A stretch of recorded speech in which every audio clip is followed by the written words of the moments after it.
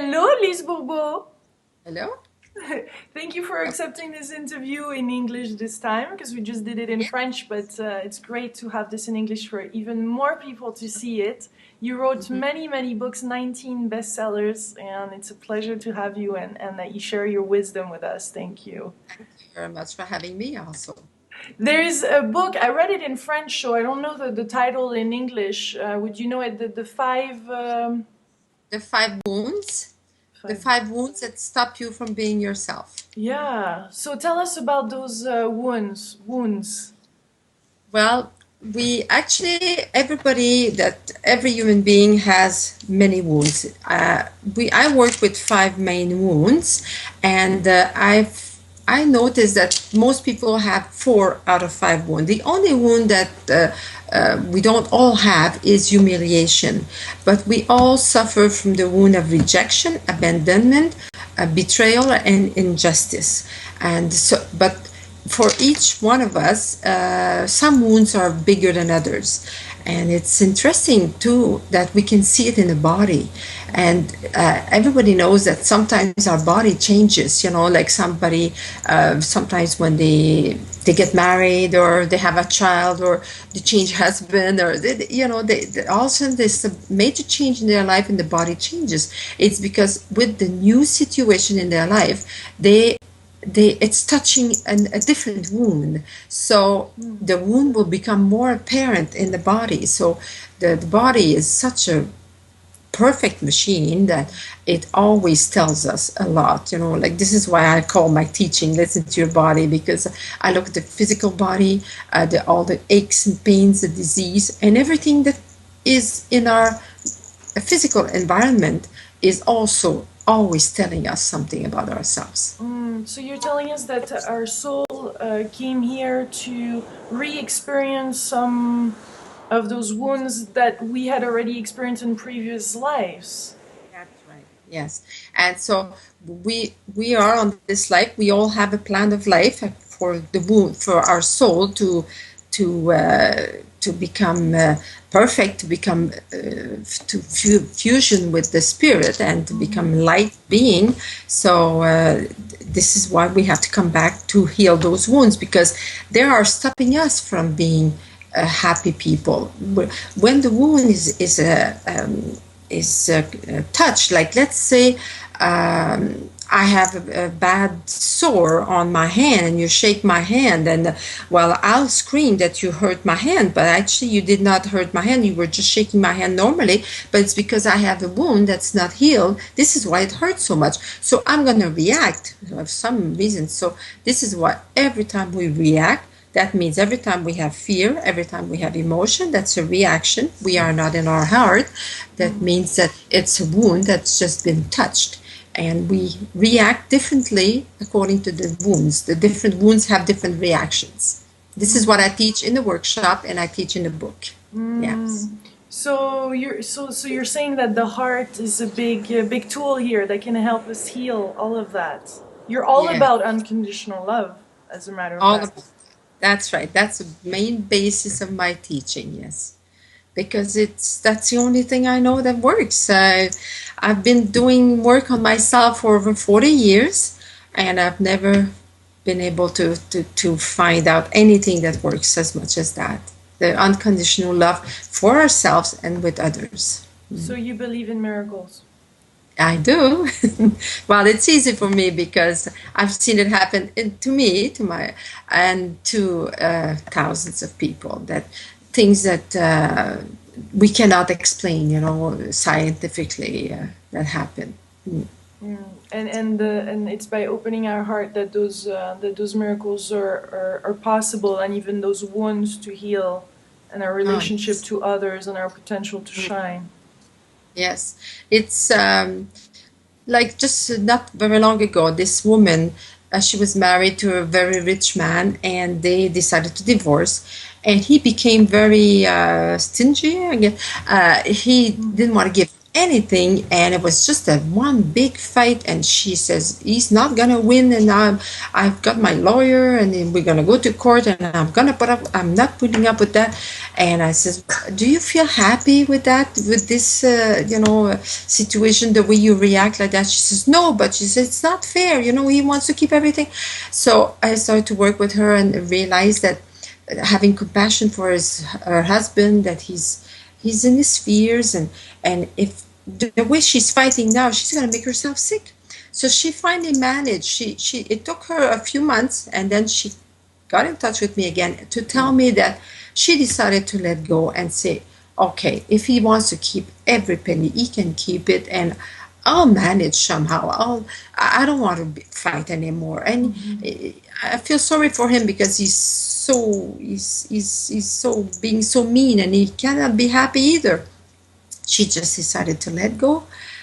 And then the week after, he phones her. He says, okay, I just want to tell you, I changed my mind. I'm giving you this house and that house and this and that. And she just couldn't believe it. That's a miracle to me, because a miracle is not just in the physical body. It's things like that happen that nobody would have believed possible. And so that was after she let go, and she started to see, because I used mirror technique a lot. And that technique, she had to write down everything that she accuses her husband of being, and I help her to see that she's being like that too sometimes, or she's doing everything in her power not to be like that. But even if she tries to control herself, that means that she's like that down deep, just the same.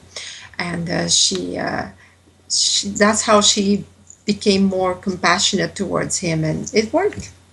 So everything that we're seeing in others, we have that within ourselves. That's right. So if I see a person that is just very angry right now, and I can have compassion for that person, it means that I have compassion for myself too when I'm angry. But if I see that, if I get really angry and mad because of the other person's reaction, then it means that I don't accept myself when I'm angry. And unconditional love is especially when we are when we have different attitudes that we learn were not okay. It's easy to accept to be what you've learned. It was nice, patient and loving and understanding, and it's easy to accept that. It's to accept the things that we've learned were not okay, that's how we learn to unconditional love. Like, this is why I always say it's the people that really make you react in life that you need the most. They're the ones that will help you with unconditional love. So your ex-husband helped you a lot. He did. Oh yes, I've said thank you to him many times before he died. And then my oldest son is exactly like his dad, so he helped me a lot too. Oh boy, that boy, when he was young there, I would have given him to the neighbors, and because he really had a way to make me react. And you get so angry sometimes that you say, what did I do to God to have a child that's so hard, to cope with, because he was like, now I know that he was there to help me to understand things about myself, and now it's like night and day. Now we can laugh about it, but it's So in it my 3 children. So it changed when you shifted. You shifted at some point in your relationship to your son. Oh yes, I had to, because I was going through a lot of emotions, and as it doesn't mean that he's different, but he is being himself. I still don't agree with a lot of things that he does, and the way he runs his life, but it's okay. Like, we can be good friends. We talk about it, and it's just like, now my children, they don't even call me mom anymore. They call me by my first name, because we don't have that relationship anymore. We're souls that got together in this life to help one another. It's yeah. Even all my grandsons, they call me Lise also. Do we all have to go through this dark night of the soul to evolve, or to those moments where we're so in touch with the deepest, darkest part of ourselves to finally see that something else is possible? Do we have to go through this motion, you think? Well, our preference would be never to go through all that dark period and this big suffering, but it's because of what we've done over the thousands of years that the soul, thousands of lifetimes that we've had, that we've gone down, down, down. We've gone away from our light, because to me light is love, and God is light and God is love, and it's our consequences. We did that to ourselves. So it's not easy, because it's so hard on the ego to discover that we created all that. We cannot blame anyone else, and we've let our ego run our life for so long now, for so many lifetimes and so many generations, that now we have to get back into our own power. Because when it's the ego, the ego is only memory from the past. It's only telling you this is good, this is bad, and judgment and guilt and fear. Yeah. That's the ego. Yeah. So we have to relearn how to get back into our own power and be ourselves and accept to be ourselves. So it's not an easy thing to do, because I've been doing work on myself for more than 40 years, and I still find things that, oh my God, I never saw that part of myself before. Like, I still always discover parts of me that to be healed. Mm-hmm. But it's for sure it's much easier now. After so many years, it becomes easier and easier, and it's there's no more judgment. Like, I don't feel bad about finding out. I'm just happy to find out something. But it's good in a way that we don't see everything all at once, because we would not be able to cope with that if we saw every belief that we entertain that we don't need. We would not be able to cope with that. Do you think the souls that are on Earth right now are particularly blessed to live in this moment where they can actually use the special energy coming down our vibration to heal a lot of aspects of their previous lives? Very much so. It's not an easy time, because when we change era like that, we're going to the new age, Aquarian age. It's very it's like all our foundations are shaking, because we're going to such new things.